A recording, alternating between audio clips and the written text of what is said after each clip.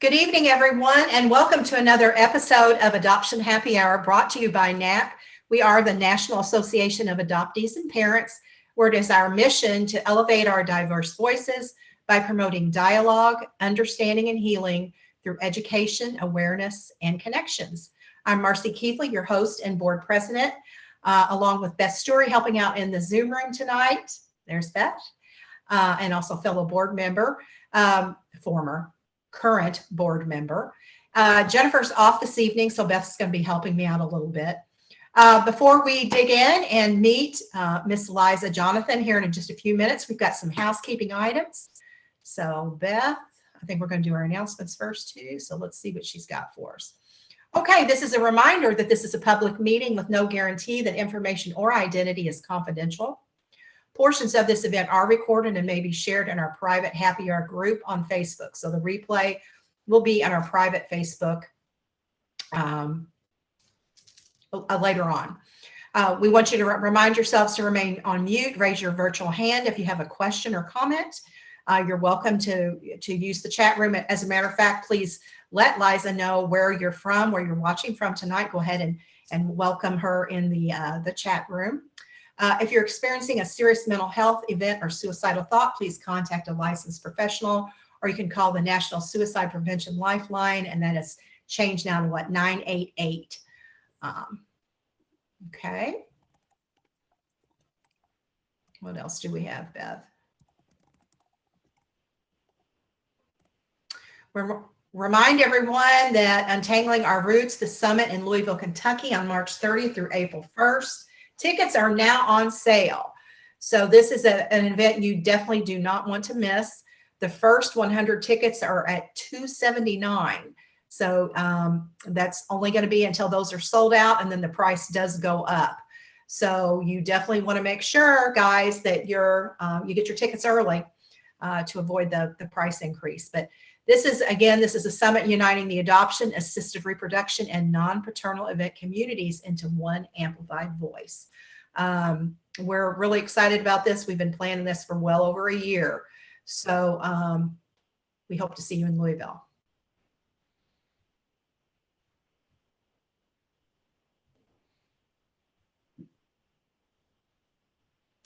Then we want to remind everyone of our upcoming support groups.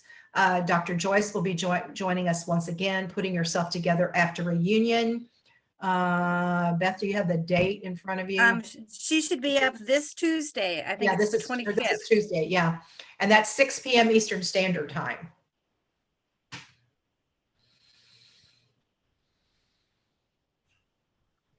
Thank you, Randall, for the reminder about October 30th is Adoptee Remembrance Day. I appreciate that you reminding us of that as well. Thank you.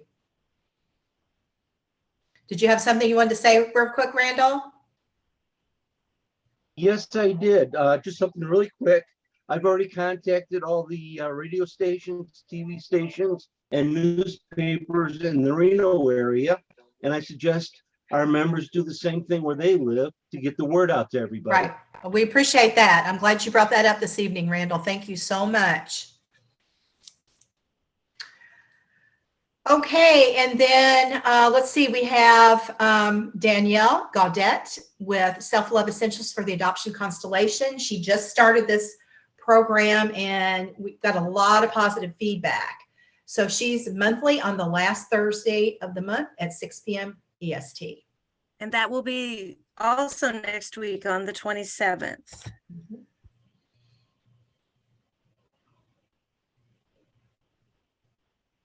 Then, of course, we have David Bull, Adoptee Paths to Recovery, also this coming Tuesday. And David's no, he is November 1st. They've gotten off.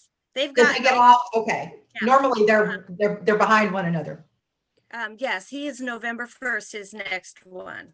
Okay, and that is at 8:30 Eastern Standard Time on November 1st. Then we have one more.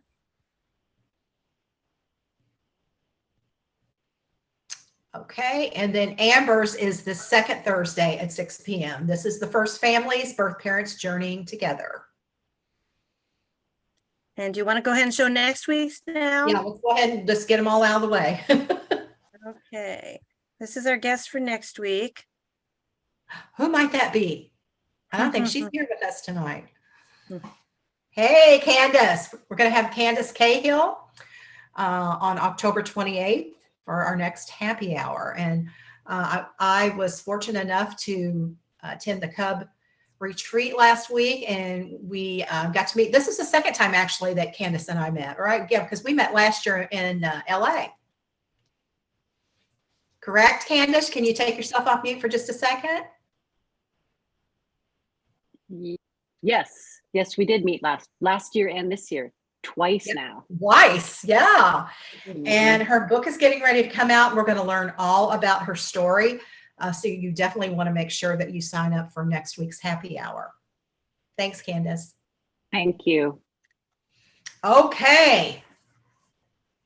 Are we ready to meet Liza? Liza Jonathan. I've been looking forward to this. Yeah. How are you doing this evening? I am great and so thrilled to be here to meet y'all. It's been quite a journey to get to this spot, and I'm really excited to share all that with you. Yeah, so Liza is joining us, and we have a connection from several years ago, and so let's just talk about, let's give him some background information about why you're here and how you got here in our relationship. Let's talk a little bit about that. Well, Marcie is one of those people that, you know how you have people in this world that you meet that completely change your life. Marcie was truly one of those people. And it continues to surprise me how much that has kind of gone down through the years, even though I haven't even realized it fully. But here's how we all came to meet. So I am a career PR and marketing person. And right around 2014, 2015, And an adoptee. Oh yes, and I am an adoptee. Let me please let me do that. I was born in 1967, and I am a child of the baby scoop era. So I was an adoptee through Catholic Charities at 5 weeks of age. So I was adopted out of Pittsburgh. My first mother, she had me in one of those maternity homes. I mean, it was just, the girls who went away, that was my birth narrative. I was very fortunate to be adopted by an absolutely wonderful adoptive family who I am very close to, and had always felt fairly secure in, being an adoptee. Was something that we spoke about frequently. My parents would often mention that I was adopted. It never bothered me. But as I got to the point where I was starting to have children, I started having all kinds of questions, like, what's my medical history? What's this going to mean to the children that I have? And, you just feel like you're looking behind you for a family tree and it's a stump, right? So, and it was just, I think most people those people who are just like, family history, who cares? Don't really understand that deep sense of disaffection that you can get, and how much that amplifies when you have children of your own. So when I was in my late 30s, I had decided to see if I could get my original birth certificate and get whatever information that I could get. And because I was born in Pittsburgh and then adopted in West Virginia, officially, I had 2 birth certificates, and it was this big honking mess. And I ended up having to go to a lawyer to try to get it unwound. I ended up having to stand in front of a judge to figure out, can this be released? Should it be released? And he basically said, I don't really think that it's all that important for you to have. And we promised this mom anonymity. And, it was this humiliating experience. I walked out of there feeling about this tall, just standing there in my little dress and my heels, just, I could feel my knees knocking, it was just this absolutely infuriating, humiliating event, right? But I did eventually, I see we have another native Pennsylvanian in the chat. Yes, yes. Represent. I grew up in Fairmont, West Virginia, by the way, for those of you who are interested in that. But anyway, I had this horrible experience, and I ended up getting this heavily redacted file, very begrudgingly, from Catholic Charities. And it was like some kind of FBI document, it was literally black, black, black, black, black, black, black, and there was absolutely, no relevant information in there, medically speaking. I found out at the time that I was the product of a brief liaison between two college students, and that my adopted mom had always told me that my birth mother had just had one request, that I be raised Catholic. And I get this thing, and the one piece of information I get is that she's Methodist and has no preference for religious affiliation, right? And so I'm just sitting here thinking, all those years as an altar girl, all those years in choir, what? And I thought I was doing, what my first parents would have wanted me to do, and it just turned out to not even be true at all. My adopted mom had misunderstood. So anyway, I had this experience. Now, getting back to Marcie, right? So I had this experience, and that had been about 7 or 8 years prior to when I went to work for this public affairs firm. I was the, PR director there. So we were part of this really large lobbying agency. And I was part of this 5 or 6 person communications team that was, whenever we got a client in, and that client needed to get their message out to the press and to create groups and grassroots support for their ideas, we were the ones. It was my little group of people that was doing all of that.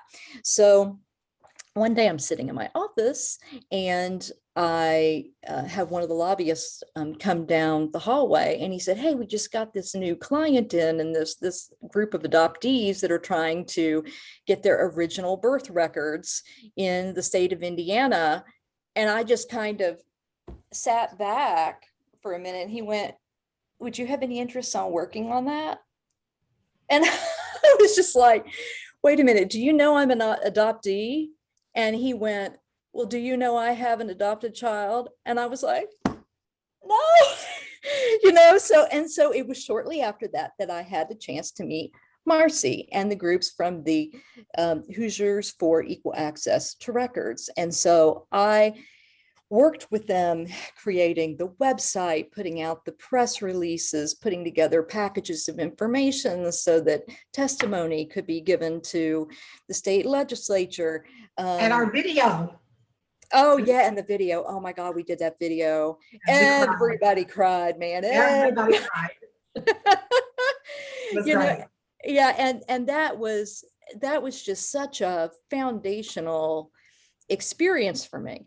Because I had never really been part of the adoptee community in any meaningful way, and certainly, not part of the first mothers groups. And we were getting a lot of people to talk to the media and tell their stories, and it was just heart-wrenching and also validating, really validating, to finally talk to other people who weren't just saying, "Well, you should be grateful, and you should be this, and you should be that," and telling you all the ways that we as adoptees are supposed to feel about our experience. So to meet Marcie and other people who were able to say, "Hey, it's okay. your feelings are normal. It doesn't mean you don't love your adoptive family. It just means that you have a need for closure. And so that was a really great experience, I think, and so I worked on the effort for a year. We went all the way through a legislative session, fighting valiantly for the cause, and I was there for the first year, and then the second year, my successor was the one who was able to, take the baton and take it across the finish line with the groups from here. So I was very, very pleased to hear all that. Yeah, and it was really amazing too, when we worked together, I think when it finally did hit the public and those connections and those stories that kept coming in that you kept adding to the website. And for Liza to be a part of that, I mean, for the whole thing to evolve, I mean, what were the odds? So, oh yeah. And then there was somebody else on staff that was an adoptee that made it very clear without sharing any names that said, I'm an adoptee. I'm working with you. However, I have no, I have no ambition to search at all. I have no desire to search. And as she worked with us over the coming months, that changed. And she ended up in reunion and all of this and finding her birth mother. That was pretty exciting too. So anyway, as a direct result of the efforts that she was doing, she literally stumbled right into her birth mother in the midst of, it was like the most dramatic story ever. Yeah. So there's been like, all this stuff that's come out. So I know you all are probably thinking right now, well, how then did you end up in reunion yourself? How did that go for you personally, right? So, so here's how that happened. Right? So I had decided to leave the public affairs agency, and I went on my own for a while as a marketing consultant and writer and PR person. And so I had my own little thing going. And the folks from here called me up and said, hey, would you be willing to do a little bit of work for us volunteer wise? And so I, wrote a few press releases and things, and I was just chit chatting on the phone. And, I was like, well, I guess I'll never have a chance really to connect with my birth family. I guess that's over. And that's when the subject of ancestry DNA came up. And it hadn't even dawned on me that I could do that might actually work for me. So what ended up happening there is I decided, at first I was like, no, I just I don't know. And then it started working on me. And little by little at Christmas time, I just went ahead and bought myself a kit, right? Spit in the tube, sent it away. And it came back and it showed that I had a first cousin on there. But I kept trying to message that person and they weren't responding, which, for Ancestry DNA, that's not all that unusual because a lot of people just aren't on there, looking up, their messages all the time, So I started thinking about it. I'm like, how can I make this thing go? And during the years prior, when I had worked with a lawyer, I had actually two of them working with me, and our family lawyer that was in Fairmont went through the basement at the courthouse and found this arcane document that had my birth name on there that I was given when I was born, and it was a mistake. It wasn't supposed to be on there. So I was born Heather May Parrish, okay, Parrish. And so they had told me that, and that was really the only bit of information that I had. So I thought, well, they've got some family boards, on Ancestry DNA. So I went and I looked, and Parrish is such a common name. And there was all these Parrish family boards. And so I found one that was in kind of the West Virginia, Pennsylvania area, because there's all these haplogroups for Parrish. And I messaged the guy who ran the board and I said, hey, this is my story. Does this ring a bell with you? And he said, it doesn't with me, but I'm related to a lot of parishes in this area. He's like, you know what, let me get you in touch with Boo. You know, he's like he's one of the guys on the board, and he said he's a big family history buff. He knows everybody who's everybody, and so when I talked to him and was kind of explaining what I knew, he was like, huh, isn't that funny? That kind of sounds like my sister. And he was like, ah, ha, ha, and we just kind of laughed. And then he ended up going back and looking through everything and realized that my first cousin was his niece. So I get this call at 10 o'clock one night, and my hand to God, I am sitting there in front of the TV and I am watching an episode of Long Lost Family. I swear to God.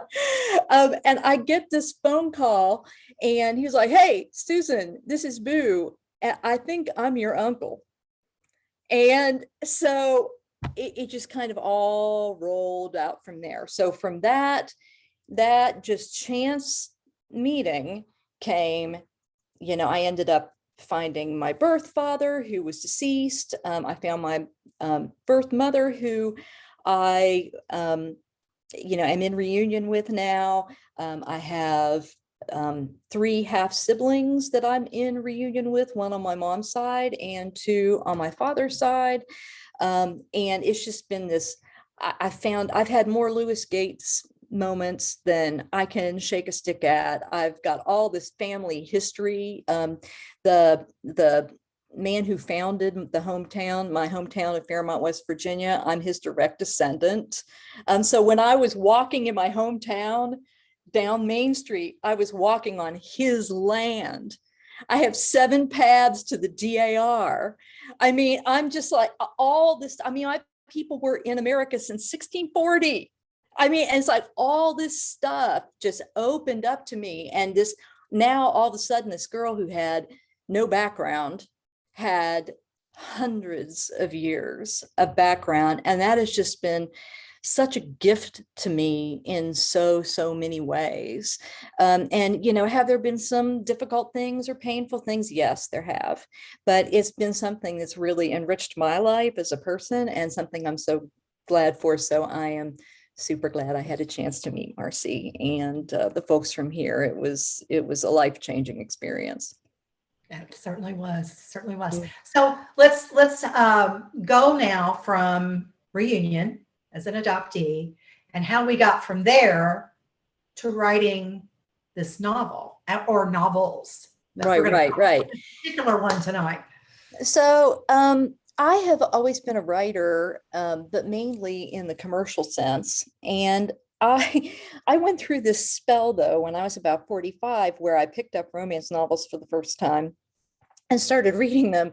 And they're kind of like, I discovered their medicinal properties, which is basically that, when you read, if anybody on this screen, holla. I mean, if you know what it's like to read a romance novel, they release all these wonderful feel-good hormones. It's because you are halfway falling in love. It's like you're experiencing all of the things that a reader or that the characters are experienced kind of halfway in your brain. You're getting all of those feel-good chemicals that the characters are getting, right? So I got kind of addicted to them, and I was to the point where I was like reading like one every couple of days. And finally, after about my 30 or 40th one, I sat the book down and I went, God, it would be fun to write one of these. So I sat down and tried. And what came out was so much better than I thought I could do. I shocked myself. So I thought, what, I think I might try to make a thing out of this. So I published my first book in 2019. And this novel that I'm here to talk about today, The Beauty of Us, is number 6. And it is number 2 in a series. So it's like the second book in the Siren Song Falls series, which is set in a bucolic mountaintop North Carolina town of siren songs. So it's kind of like a pastiche of all of the wonderful small mountain towns in this area. And it's against that backdrop that this whole adoption oriented romance comes to play. So, And it's based on. oh yes, based on. Let me explain. Well, I hesitate to use the word based, but but there are two. I have two inspirations for this book, and Marcie is one of them. All right, so her book, The Shoebox Effect. I'm sure most of you are familiar with the book. Starts with her finding a shoebox that she kept full of, the baby blanket and all of this paraphernalia from the relinquishment of her child. And that prompts her on this road to find something else. So in this particular book, it opens with a shoebox effect like thing. So what happens is you have a woman who is about 32 years old, Lexi. She's an attestician. She's a very pretty girl. She comes from a very, very wealthy family. And before the start of the book, her father had died of brain cancer. He was a wealthy developer, real estate developer in the Asheville, North Carolina area.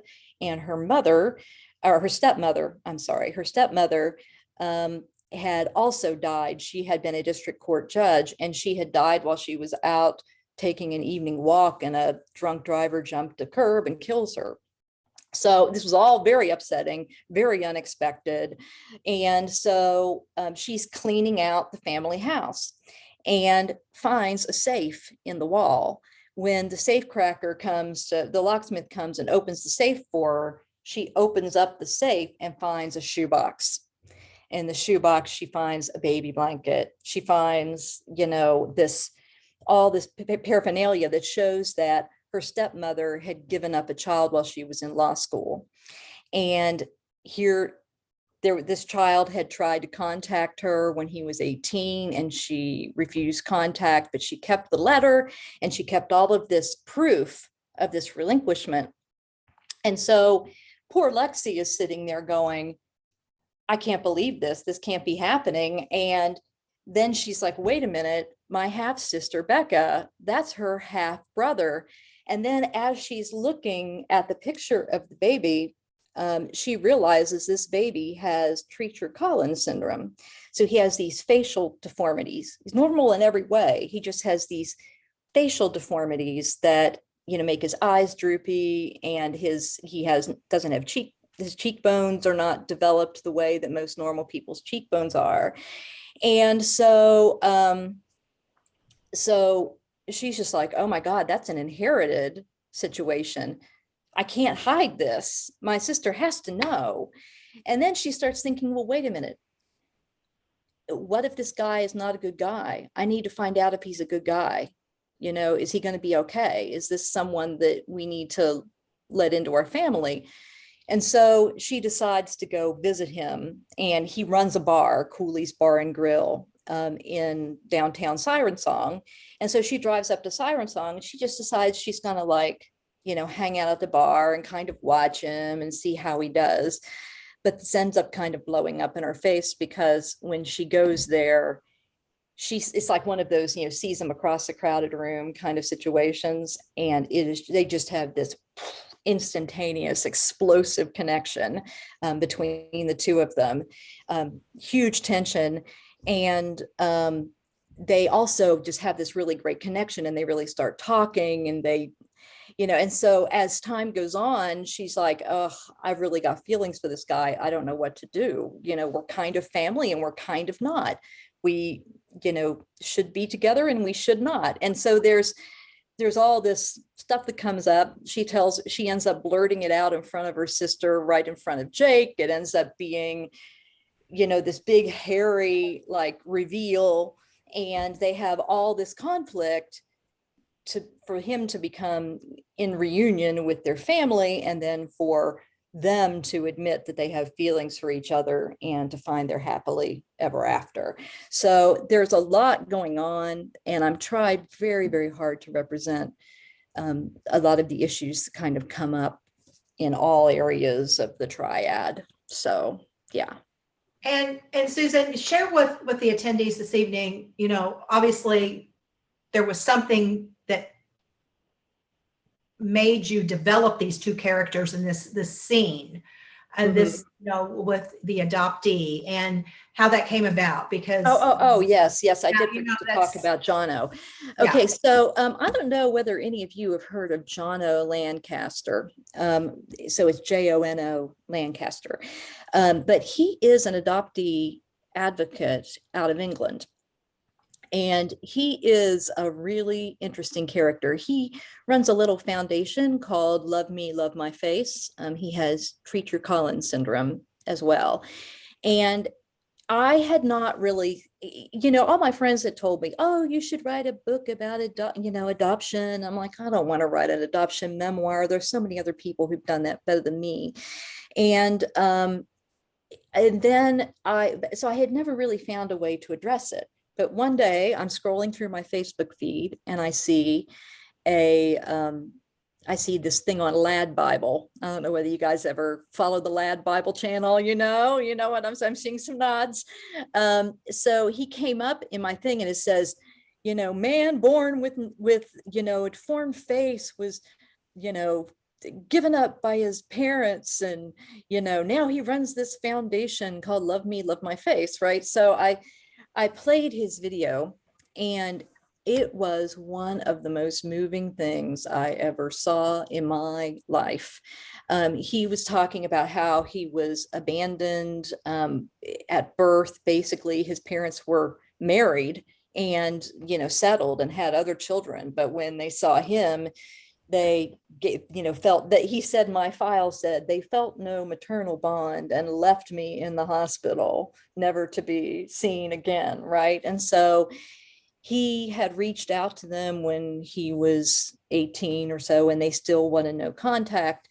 And so, he decided to start the foundation to talk about treaters awareness, but also about adoptee issues as well. He was in an orphanage for several years. Now, I want to make myself perfectly clear here when it comes to Jono. Jono has not endorsed this book.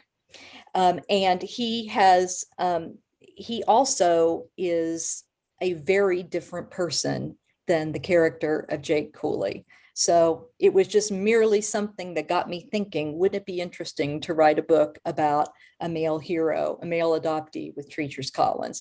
Because it layers on several things, right? Because you not only have I can't fall in love because, I'm part of this adoptive, I'm part of this reunion, but then there's also should I even get serious about a girl and get married because I have this heritable thing? Whoever is with me is going to have to take that on, and they don't deserve that.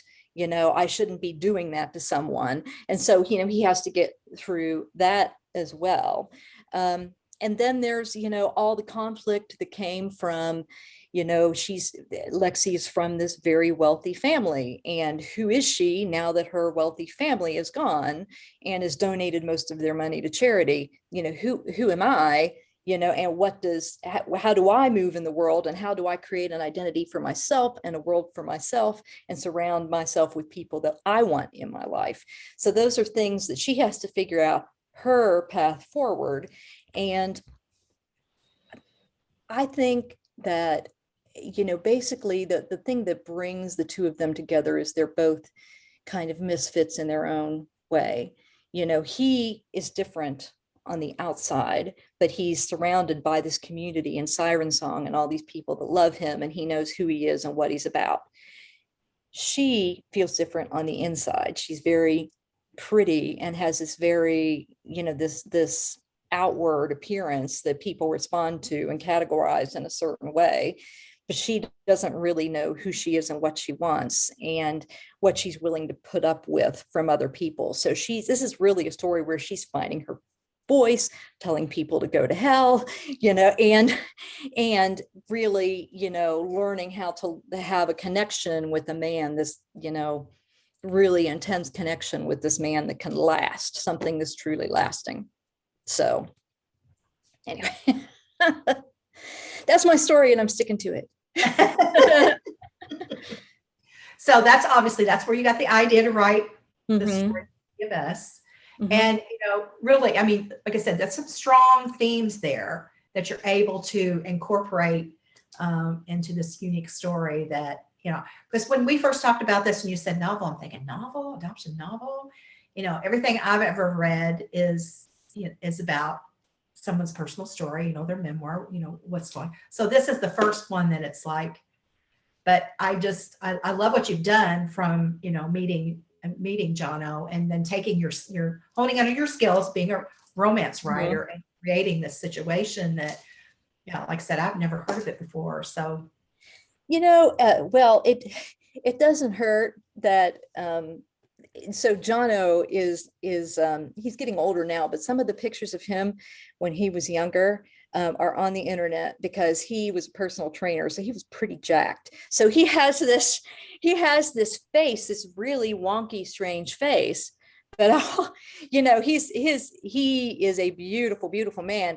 So I mean, I just saw this one picture and I just sat back and I went, I need to write a romance novel about this guy, or at least someone like him, that has, because I think that's another thing too that I really wanted to dispel, is that people who look different, have facial differences, have disabilities, they can be just as sexy as anybody else.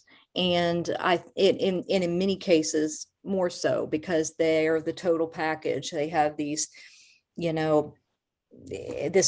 inner strength that they've had to develop over the years, and a sense of identity that they had to develop early for themselves. So it was important to me that I make him an appealing person. He was the village tomcat for sure. So he's not like this shrinking person that was just waiting for someone to love him. He's like this really macho dude. And Liza, what do you think about what you want your readers to take away from this? I mean, especially those that maybe don't even have any adoption connections. Maybe we start there first. Well, I think that people do not realize how unkind they are to adoptees. I really think they don't realize the things that they say and how they hit, right? So, for instance, there's this situation where, there's a couple points of conflict, in the book with the reunion process, right? So there's the whole part where, Lexi has taken her sister Becca to the bar so they can have a meal and she can kind of say hi to Jake. But then when her plan is to go home and tell her, hey, remember that guy we saw at the bar? Well, he's kind of your brother. That's how she was planning on doing that. But they ended up getting into this exchange and kind of arguing a little bit. And then she just, in the process of it, Lexi just blurts it out. So her sister is literally sitting there in front of Jake, looking at him going, wait, this is a brother. How do I have a brother? This is him, and so it's like, it's all crashing in on her. I'm a carrier for this. My little droopy bedroom eyes are, oh my God, I'm a carrier, so she's like, all of this is crashing in on her at once. And she ends up having kind of a bad reaction. And Jake is infuriated. He's just like, after all this time and you do this to me in the middle of my bar, get the hell out. It's like this really bad scene, and that they have to come back from and correct. And then there's also a pretty intense period where she has to introduce him to her father's like aunts and uncles and things like that, who are not his blood relatives, but are still part of his extended family, and he needs to know. And they're really a very uppity sort. And they're like, well, we don't owe this guy anything. We don't owe him a damn thing. You know, this is Allison's weird little love child. And, you know, we don't need to be talking publicly about that. She's dead and gone. How dare you, you know, disrupt her memory by making, you know, she had this flawless record as a community leader. How dare you, you know, besmirch her memory by having a relationship with this bartender from Siren Song, you know, and it becomes this thing, right? And so, you know, they introduce him and it does not go well. And they're like, no, you can't talk about that. And they're like, yes.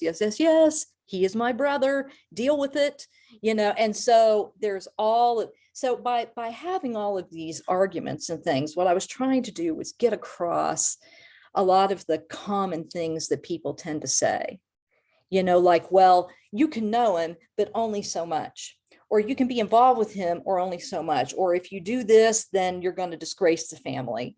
And I was really, really trying to get some of those arguments out there so that people can see just how incredibly inhumane it all is. And I was also trying to be very careful, and I truly hope I did this.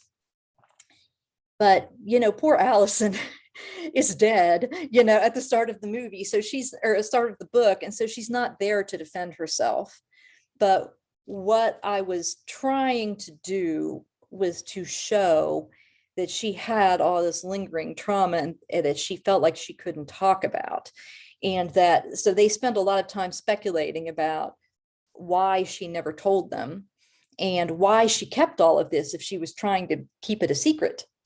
Right. So there's a lot of talk about what that was to her.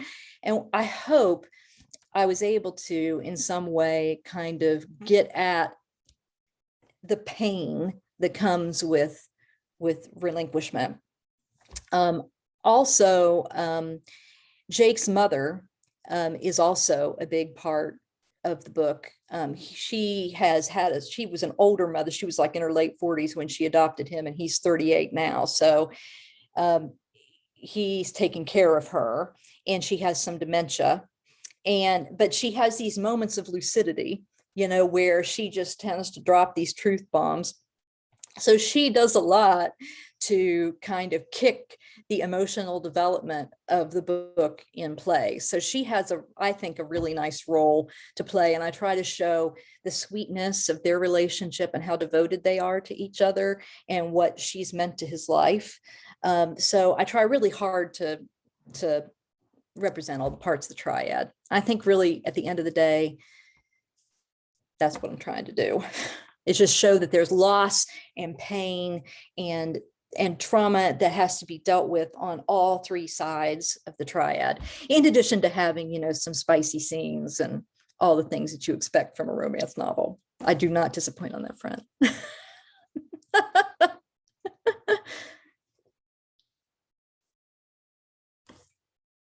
Ooh, I'm not hearing you, Marcie. You're muted. Yeah, I tend to do that myself. Yeah, you want to tell us about the book, like when it's coming out, where it can be purchased? Yes. Okay. So the book is out now. The ebook was just released on the 20th. So it is available for sale on Amazon. And the ebook is available. The paperback will be coming out in about a week or so. I'm still finalizing the paperback cover. But also, if you're in Kindle Unlimited, the book is available in Kindle Unlimited as well. So it won't cost you anything. And it's $5.99 as an ebook right now. The first book of the Siren Song Falls series, All the Way Home, is also available. So yeah, if you want to know more about me and my books, you can look at lizajonathan.com, or you can look me up, look up my author page on Amazon, and it'll show you all 6 of my books. And here's a comment. I've just got a private message. I'd like to ask you this. Mm-hmm.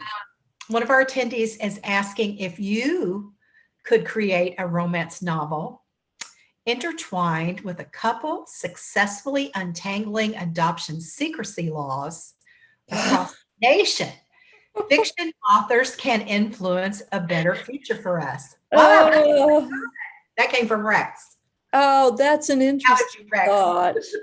That's an interesting thought.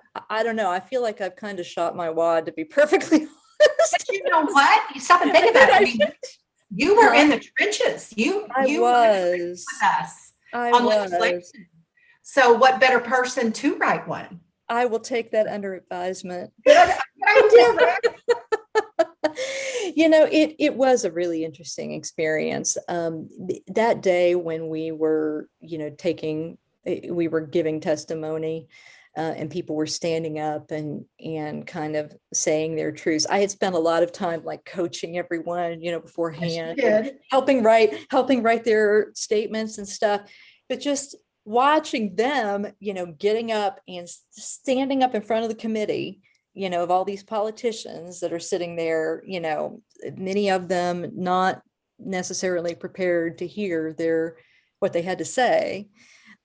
It was so rewarding to me, but also we all just kind of came out of that day. I remember how everybody just kind of felt like they were floating. I mean, like the people that had testified, but also all of us who were sitting there supporting them. It was just such an intense day.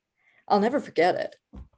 Yeah, and Liza, just so you know, there are many here with us this evening, and I can choose one in particular that's also gone through legislation. Like Sharon, you were a part of legislation, so you know what that's like, right? Did. Testify and 16 years of trying to get the law changed in Missouri from the day we first started it, or until I made my first trip. But I was just one of the many that worked on it, though. I wasn't a big part of it, but I did testify, and it was there. The stress during the trauma, during the hearings and everything, unbelievable. The day that it passed, I'll never forget that day.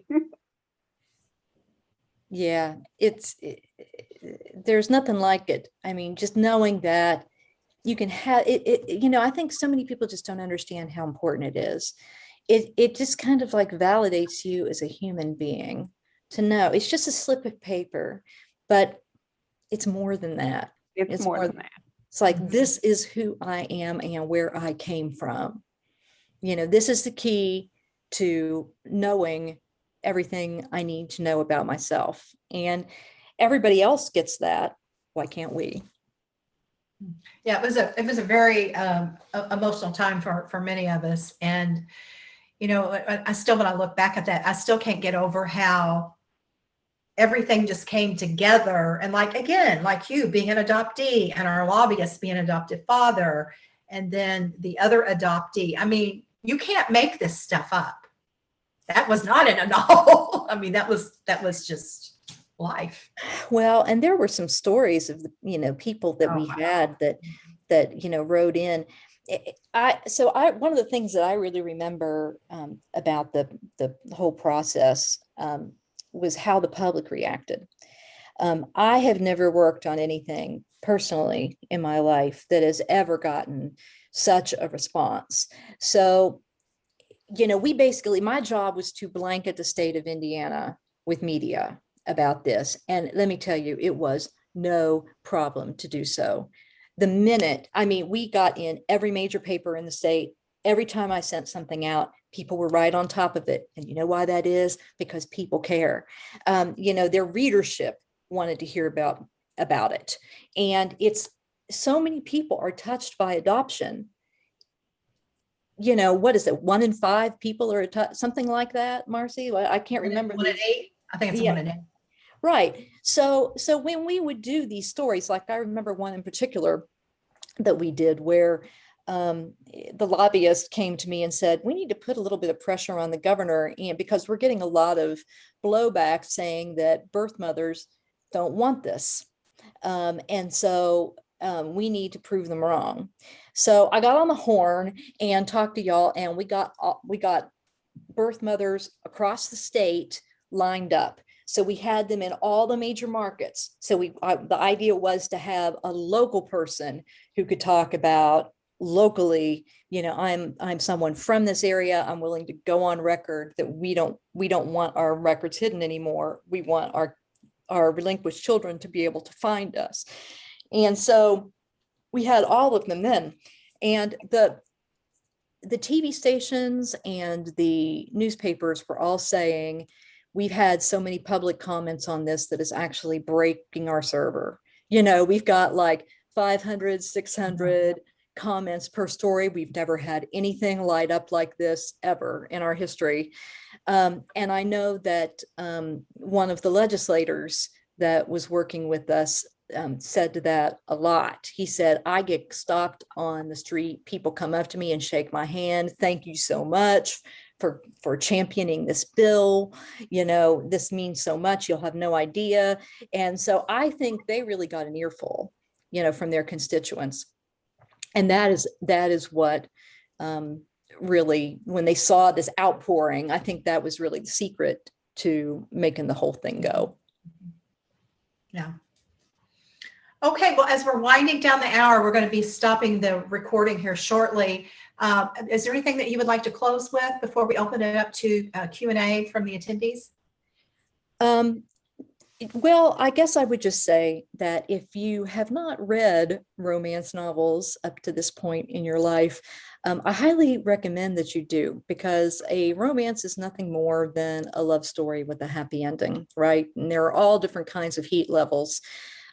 So find one that works for you. And I do hope you check me out on Amazon.